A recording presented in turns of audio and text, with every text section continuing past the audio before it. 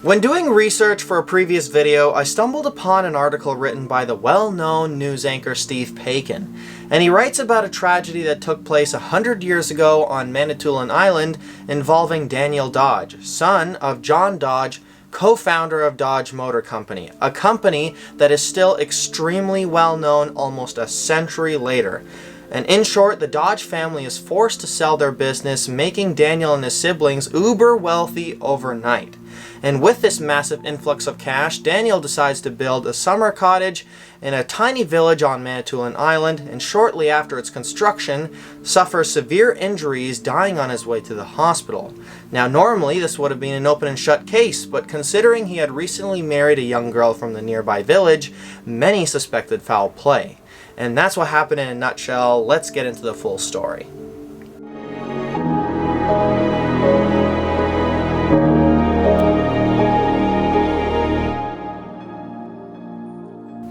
So as we know, Michigan was a hub for the automobile industry throughout the 1900s, with Dodge being one of the more successful companies in the business.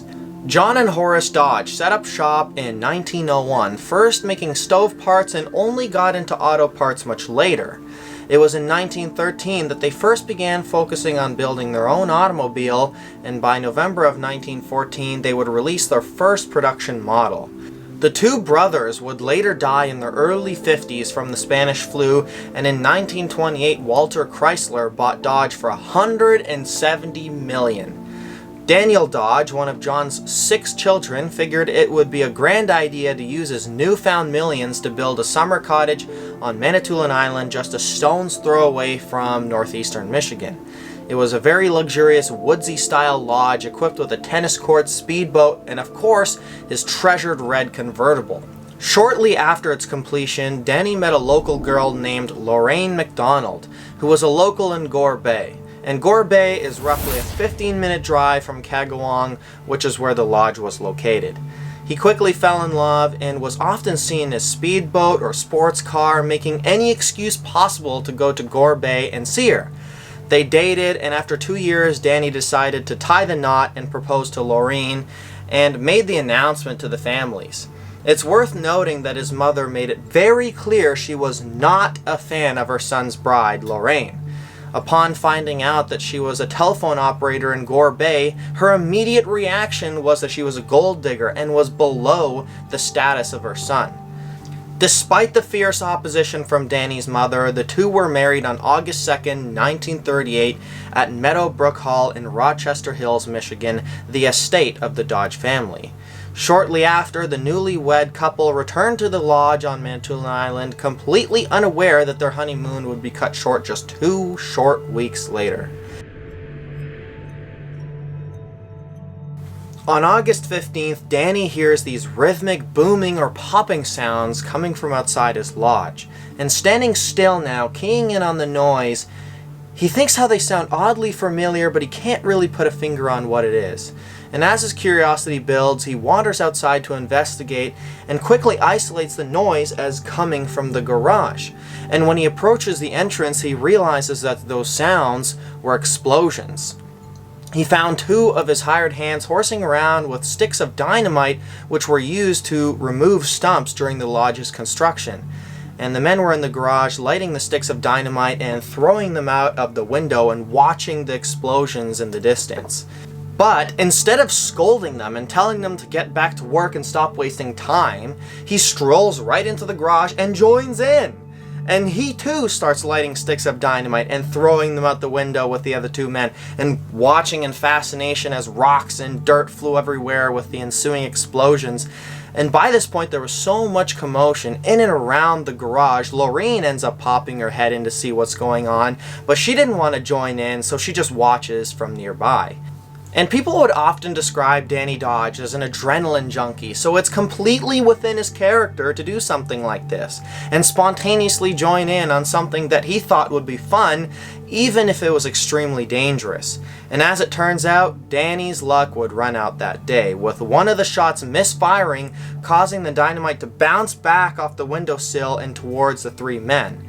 And the explosion would send shrapnel and dust in all directions, including into the 4 of them, leaving Danny and a caretaker close to death. The group managed to get into Danny's speedboat, heading for the nearest hospital, which was in Little Current, roughly 40 minutes away. But little did they know the rescue mission was already doomed. The condition of the North Channel's waters are extremely unpredictable, going from smooth as glass till choppy, huge whitecaps in minutes. Such was the occasion on that day, with 4-foot waves crashing over the bow one after another as the boat struggled to push onward. And after 2 hours of fighting strong winds and angry waves, the group was only about halfway to Little Current. Laureen asks one of the other men to drive because she's too tired to continue, and almost immediately a sharp wave hits the boat, sending Danny tumbling overboard. He was already weak from his injuries, and by the time the boat turned around to save him, he had already been swallowed up by the waves.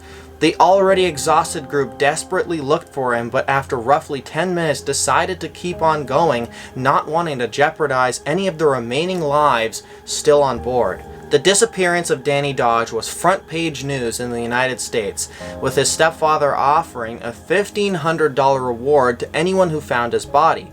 But despite the boats and planes scouring the lake, no one could find him. And after 2 weeks of not having found his body, the family commissioned a submarine, transporting it by rail all the way from Detroit to the island in a desperate attempt to find his body.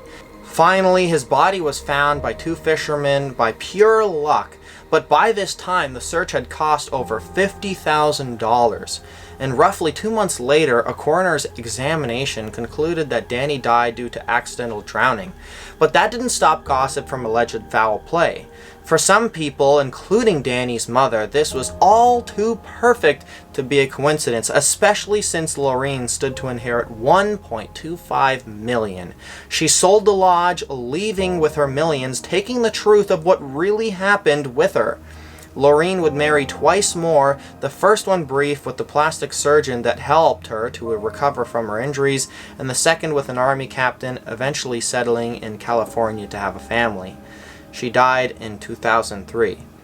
The Dodge family went on to donate their entire Meadowbrook estate to Michigan State University in 1957, where it would become a museum set on preserving the history of its previous owners.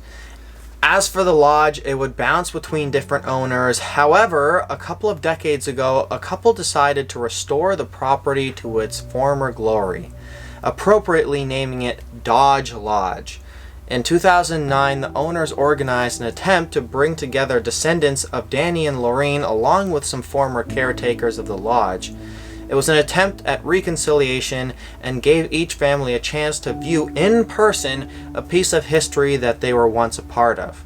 Apparently, over 30 people decided to show up to the private event, but the Dodge family spoke little about Danny's death as they felt that was a taboo subject. Anyways, that's all for now. I hope to see you all in the next video.